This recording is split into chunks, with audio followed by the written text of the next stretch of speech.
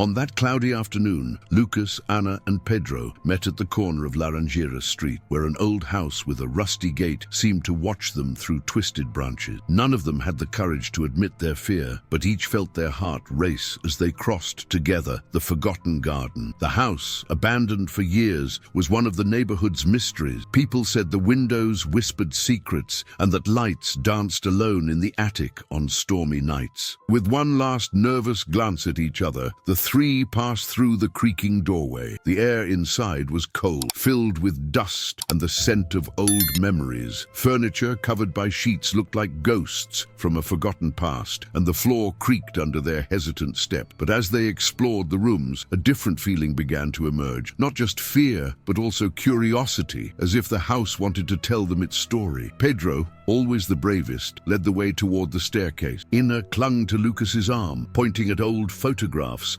hanging beneath layers of dust, trying to guess who those serious faces in costumes from another era might have been. On the living room floor, Lucas found a wooden spinning top, a colorful toy, simple but charming. When they climbed to the second floor, they heard a muffled sound coming from one of the bedrooms. They froze, listening. Silence reigned for a long moment, until Anna, in a hushed voice, suggested, "Maybe it's just the wind." But she knew that, inside that house, the wind sounded different. What the children would discover in the next few minutes would mark their lives forever, because in that house, the secrets of the past weren't just found in the photos or objects, but in the emotions hidden between the walls and the whispers left behind by time. The room where the noise had come from was small and dark. The half-open door creaked slowly with a breath of wind, increasing the tension among the three explorers. Pedro was the first to push the door open completely, revealing a space containing only a worn-out armchair and a small table covered with yellowed papers. On the corkboard behind the table, there were old newspaper clippings pinned with rusty tacks. Anna approached, looking closely at the headlines. "Missing family sought since 1957. Other clippings reported mysterious objects found in the area and accounts from neighbors of strange sounds coming from that house decades ago. Lucas picked up one of the papers from the table and noticed it was a handwritten note, the handwriting trembling. "If anyone finds this, please remember us. This house holds our joys and our fears. Don't be guided by the shadows alone." Silence thickened around them. Pedro whispered, trying not to reveal his own fear, "Do you think someone's still here?" In the background, a light knocking echoed through the hallway, as if something wanted to get the children's attention. Heart pounding, they decided to move forward, driven by a mix of fear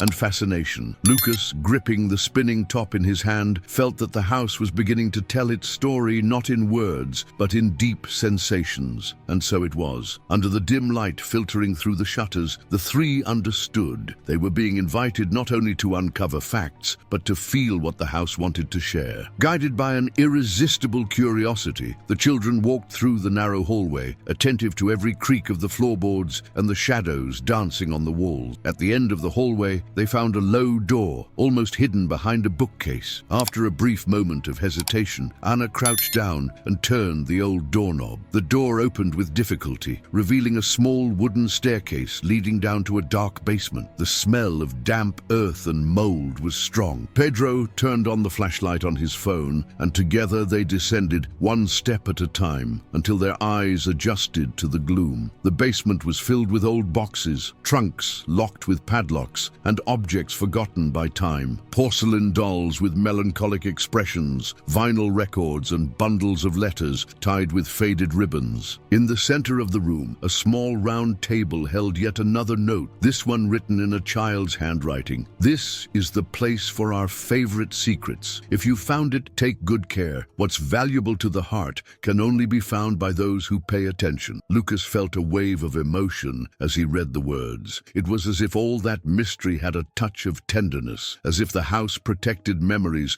with the hope that someone sensitive enough would read rediscover them. Anna, observing the objects, realized that everything there was part of a life that, despite being abandoned, still wished to be remembered. Pedro, until then focused on being brave, let his fear fade and felt admiration for the unknown people who once called that house home. When they decided to go back upstairs, they took with them not just traces of the past, but also the feeling that sometimes old houses don't want to scare people, they just want to be remembered. Back upstairs, the three friends noticed the atmosphere in the house felt lighter. The cold air began to fade, and a thin ray of sunlight filtered through the cracks in the window, lighting up dust particles dancing in the air. It was as if, with every secret uncovered, a bit of the house's sadness turned into a welcoming silence. Lucas, still holding the spinning top, spun it on one of the living room tables. Surprisingly, the toy whirled for several seconds, as if celebrating being back in a child's hand. The sound of the top spinning made Anna smile, and Pedro laughed, forgetting for a moment all his fear. It was as though the past and present touched each other in that instant. Before leaving, they decided to leave a small note in the house, a gesture of gratitude and respect. Anna scribbled a few words, leaving it in the corner of the room. "Thank you for sharing your secrets. We won't forget what we experienced here." On the way back home, they chatted excitedly about everything they had seen and felt. The mystery of the old house would remain in their hearts, but the experience had an unexpected effect. It made them closer, more attentive to the hidden stories on every corner of their neighborhood, and more courageous